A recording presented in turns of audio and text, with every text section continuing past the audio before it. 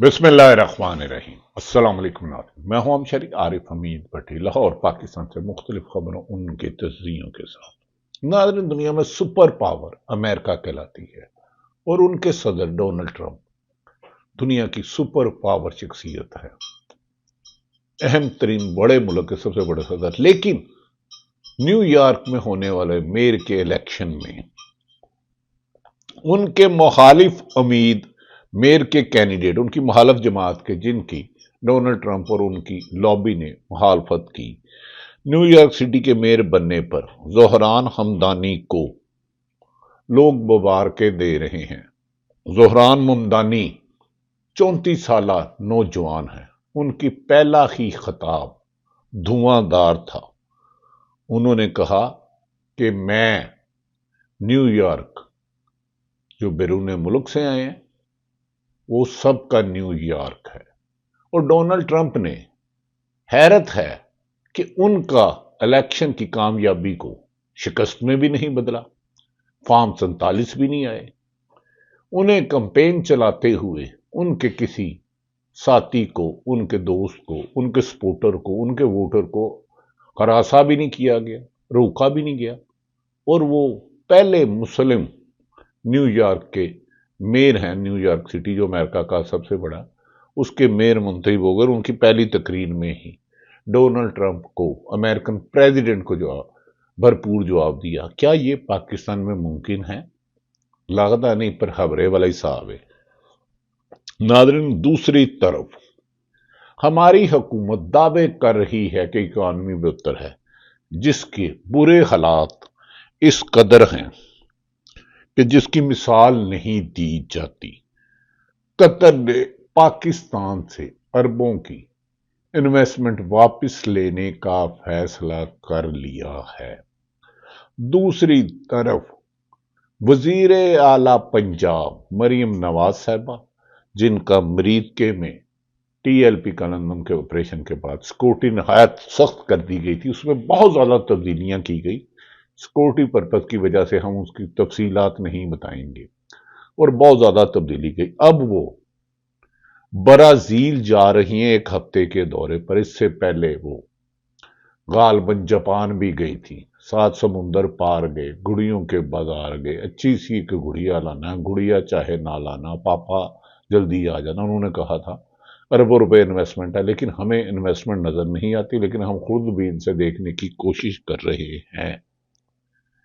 नाज़रीन, दूसरी तरफ यह भी कहा जा रहा है कि 27वीं तरामीम आसानी मुस्लिम लीग नून की लीडरशिप और पीपल्स पार्टी के जाने बगैर मंजूर हो जाएगी। उसका हतमी मुजवजा अभी तक सामने नहीं आया, लेकिन कहा जा रहा है कि इस सिलसिले में हुकूमत के पास 2/3 मेजोरिटी है, जबकि हुकूमत के पास सेनेट में 108 वोट हैं, 60, लेकिन 64 वोट इन्हें चाहिए सेनेट में।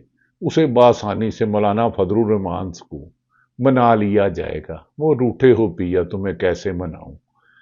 2-4 बड़े सेक्रेटरी तैनात कर दें, 2-4 बड़े काम करवा लें। तो मौलाना साहब बड़े अच्छे बुजुर्ग हैं, वो कभी जिद नहीं करते हुक्मरानों के सामने। लिहाजा कभी इम्कान है कि जो मुस्लिम लीग नून को 27वीं तरमीम का मसवदा मिलेगा, मनोअन कबूल हो जाएगा। खुद मुस्लिम लीग नून के कायदीन कहते हैं कि हमें तो बिलावल भुट्टो के ट्वीट से पता चला, हालांकि बिलावल भुट्टो को भी उतना पता था, इतना ट्वीट किया है। दूसरी तरफ नाजरीन, ये भी कहा जा रहा है कि इमरान खान से आज मुलाकात के लिए वजीर आला खैबर पख्तूनख्वा और दीगर कायदीन के नाम भेज दिए गए हैं। इम्कान ये है कि शायद कि तेरे दिल में उतर जाए मेरी बात, मैं तो खटकता हूं दिल जज्बा में काट के, उनकी मुलाकात हो जाए। ना हो जाए तो फिर वापस जाएंगे, क्योंकि नवंबर में जो लॉन्ग मार्च था उसमें थोड़ी सी ताखीर आई है, और इमरान खान ने कहा है कि खित्ते में अमन कायम करें। नादरीन, हुकूमत के बुलंदवा बाले दावा अपनी जगह। वजीर आजम पाकिस्तान शहबाज शरीफ फादर भाई जान जा रहे हैं। इनकी आनियां जानियां तो बहुत है, पहले भी मेरा हाल है दर्जनों से ज्यादा तलक चले गए, लेकिन जब हम देखते हैं तो पाकिस्तान में अमेरिका से कम से कम खासे लोग, सैकड़ों लोग तशरीफ लाए, लंदन से लाए, लेकिन जब हुकूमत से राब्ता करते हैं और बताएं कहाँ इन्वेस्टमेंट की गई, कौन से शहर में की गई, किस काम में शुरू की गई, तो जवाब आता है जीरो, लब लो ते ताड़े। जिस मुल्क में सियासी इस्तेकाम ना हो, कानून और आइन की हुक्मरानी हो, वहां इन्वेस्टमेंट नहीं होती। शायद इसीलिए तहरीक इंसाफ के साबिक सेक्रेटरी जनरल, जो अब तहरीक इंसाफ छोड़ चुके हैं, असद जो वजीर खजाना भी रहे, वो कह रहे हैं जुलाई से अक्टूबर तक बरामदात पिछले साल के मुकाबले में कम थी। बरामदात में तेजी से इजाफा हो रहा है। ज़राअत शदीद बहरान का शिकार है, सनत बहरान में है, महंगाई दोबारा बढ़ रही है, अवाम मुश्किलात महसूस कर रही है। ऐसे हालात में हुकूमत का अपनी कामयाबी का दावा करना इस बात की अलामत है कि वो मुकम्मल तौर पर रास्ता भूल चुकी है। इनका रास्ता तो था ही नहीं, इन्हें तो कोई उंगली पकड़ के इक़्तिदार के वानों में पहुंचा दिया। लेकिन अगर असद उमर साहब, अगर मैं 8 फरवरी के नताइज देखूं तो मानी पीटी इमरान खान जिससे बल्ले का निशान छीन लिया था, कादी फायदी साहब और सलमान सुकंदर राजा, जो भी उनका नाम है इलेक्शन कमीशन का, वो उन्होंने भेजा है माफी चाहता हूं। और असद उमर साहब कहते हैं कि दावा करने की अलामत है वो मुकम्मल तौर पर रास्ता भूल चुका, माशियत को बेहतर बनाने के लिए इसके पास कोई वादिया हिकमत अमली या मंसूबा नहीं। हाँ, वाकई उनके पास मंसूबा नहीं, वो क्यों मंसूबा लाए। दूसरी तरफ नादरीन, गैर मुल्की बराह रास्त सरमायाकारी को मुसलसल धचके पे धचका, धक्के पर धक्का। कतर के अलसानी ग्रुप का पोर्ट कासम पावर प्लांट में हिस्सेदारी बेचने का अंदिया। उन्होंने पोर्ट कासम की 1320 मेगावाट कोयले से चलने वाली बिजली घर में अपनी 49% हिस्सेदारी फरोख्त करने का इरादा किया है और इससे पहले भी Pfizer, Eli, Shell, Total, Telenor, Uber, Careem समेत कई कंपनियां पाकिस्तान से निकल चुकी हैं या अपनी सरमायाकारी बेच चुकी हैं। बिजनेस रिकॉर्डर की ये रिपोर्ट है। ना इससे अंदाजा लगा लें, जब खुद पाकिस्तानी में रूल ऑफ लॉ ना हो, अदालतों की हुक्म ना मानी जाती हो, सरकारी ओहदों पर बैठे आइन और कानून और अपने हलफ के मुताबिक काम करने की बजाय महालफिन को कुचलने में लगी हो, तो ऐसे में मुल्क में अफरा तफरी होती है।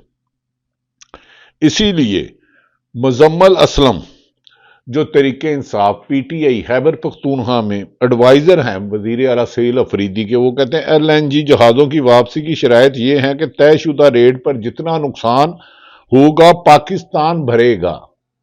जितना नुकसान होगा पाकिस्तान भरेगा। मिसाल के तौर पर अगर पाकिस्तान में $13.39 के हिसाब से खरीदा और अब मार्केट रेट $10 है, तो ऊपर का 3.39 का नुकसान पाकिस्तान भरेगा। बगैर गैस पाकिस्तान आएगी।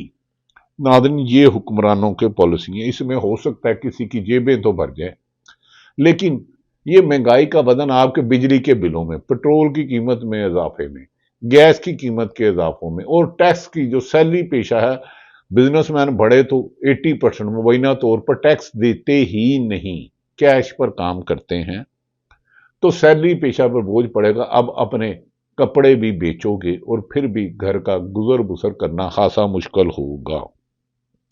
नाज़रीन, सहील अफरीदी, जिन्हें रोकने की हर मुमकिन वफाकी हुकूमत की जानिब से कोशिश की, वज़ीर आला केपी, वो कहते हैं अगर कोई समझता है कि तरमीम लाकर अपनी हुकूमत को तुसीह दे लेगा तो आज एक का नंबर है, कल किसी और का होगा।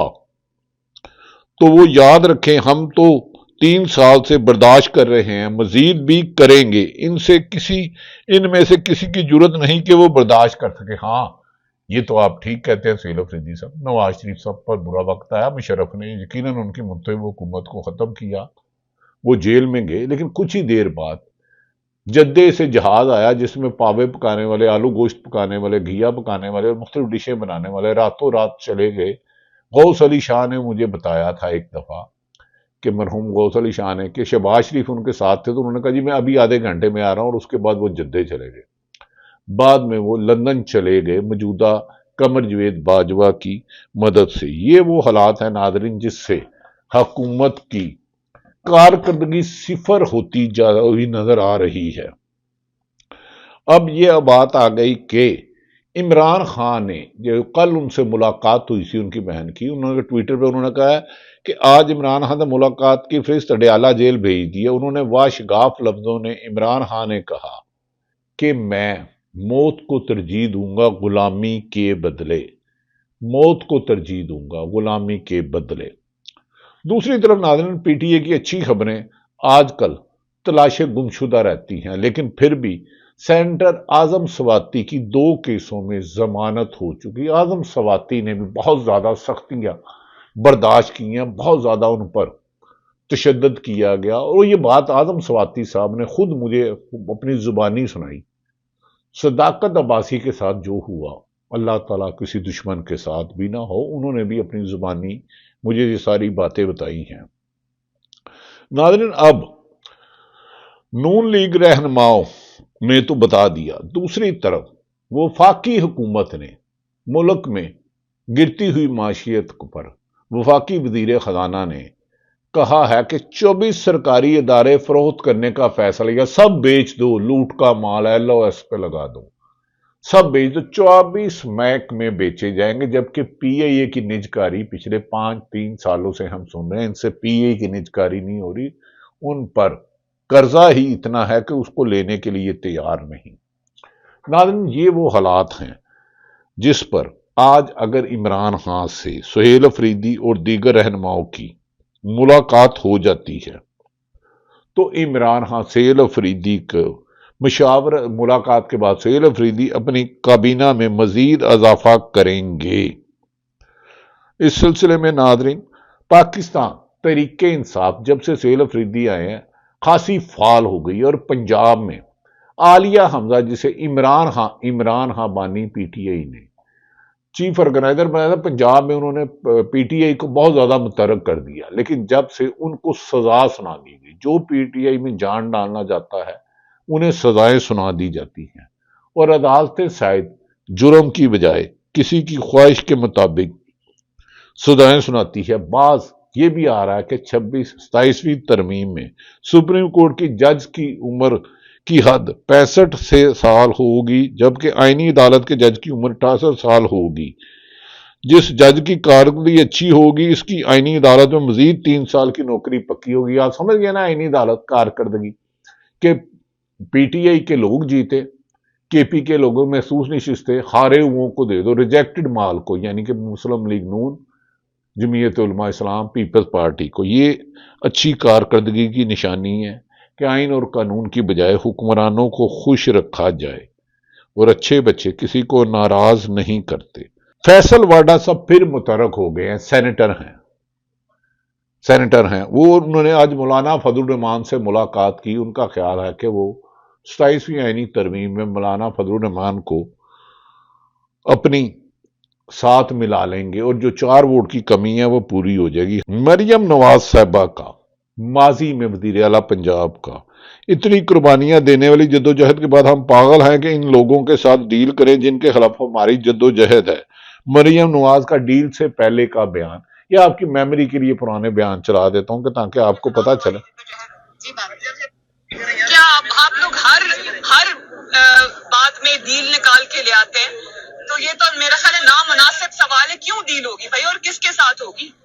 اتنی ساری قربانیاں دینے کے بعد، اتنی جدوجہد کرنے کے بعد کیا ہم پاگل ہیں کہ کسی دن کھڑے ہو کے ڈیل کر لیں گے انہی لوگوں کے ساتھ جن کے خلاف ہماری جدوجہد؟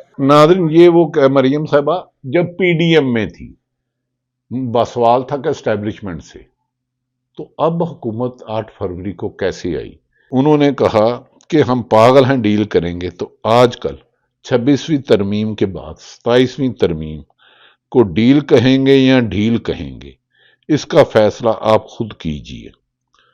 ناظرین دوسری طرف یہ بھی کہا جا رہا ہے کہ آنے والے دنوں میں معدنیات کے معاہدے اور فیصلے بھی ضرور ترمیم کے ذریعے وفاقی حکومت کو دیے جا سکتے ہیں۔ متی اللہ جان جو کورٹ رپورٹنگ کرتے ہیں وہ کیا کہہ رہے ہیں، یہ سن لیں ان کی زبان۔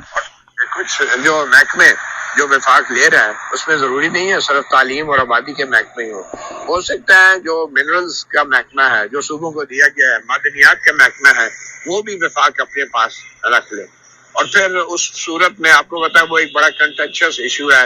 معدنیات کا تو سر کیسے رکھ سکتے ہیں، کیونکہ اب جس جگہ سے جس صوبے سے معدنیات نکلتی ہیں اس کا حصہ تو اس صوبے کا ہوتا ہے نا۔ اگر آپ دیکھیں اس کا طریقہ کار کا سارا جھگڑا ہے نا، ابھی تو آئین کے تحت اس صوبے کا حصہ آئینی طور پہ تسلیم شدہ ہے کہ بھائی اس کا بھی یہ شیئر ہوگا۔ اب تو ترمیم متی اللہ جان کا خیال ہے کہ وہ ان سے حصہ لیا جا سکتا ہے۔ معدنیات خیبر سے نکلتی ہیں اور وہاں دہشت گردی عروج پر ہے۔ ناظرین، دوسری طرف محمد مالک نے رانا ثناء اللہ صاحب کو چھیڑا، اور رانا ثناء اللہ صاحب نے کیا کہا؟ یہ وہ رانا ثناء اللہ ہیں جن کے اوپر خود منشیات کا غلط پرچہ تھا تو پوری میڈیا برادری نے کہا، لیکن اب میڈیا کو دبایا جا رہا ہے تو حرام ہے کہ رانا ثناء اللہ آزادی صحافت پر کوئی بات کرے۔ لگتا ہے کہ وہ اس وقت حکمران سینٹ میں رہنے کے لیے کیا کچھ کر رہے ہیں، یہ ان کی زبانی سنیے۔ وہ جج بہتر فیصلہ کرے گا جس کو تبادلے کا خطرہ نہ ہو، یا وہ جج زیادہ بہتر فیصلہ کرے گا جس کو یہ ڈر ہوگا کہ اگر ہو سکتا ہے میرا فیصلہ نہ پسند آئے کسی کو تو میرا ٹرانسفر اسلام آباد سے سبھی کر دیا جائے؟ کون سا جج بہتر فیصلہ کرے گا؟ جو جج ٹرانسفر کے خوف سے انصاف نہ کر سکے اسے ویسے جج ہی نہیں رہنا چاہیے، اسے استعفیٰ دے کے گھر جانا چاہیے، وہ کوئی اور کام کرے۔ رانا صاحب یہ دیکھیں ناظرین، رانا ثناء اللہ صاحب کی بے تکی بات کہ جو جج اسی لیے بیوروکریسی پولیس حکمرانوں کی خاطر جعلی مقابلے کرتی ہے، جھوٹے پردے کرتی ہے، 16 MP کے پرچے کرتی ہے، مخالفین کو کچلتی ہے۔ اب 27ویں ترمیم میں عدالتوں کے پاس انصاف ہوتا ہے، اسی لیے کیا جا رہا ہے کہ اگر کوئی جج پسند نہیں آتا اسے اسلام آباد سے بلوچستان بھیج دے، KPK بھیج دے۔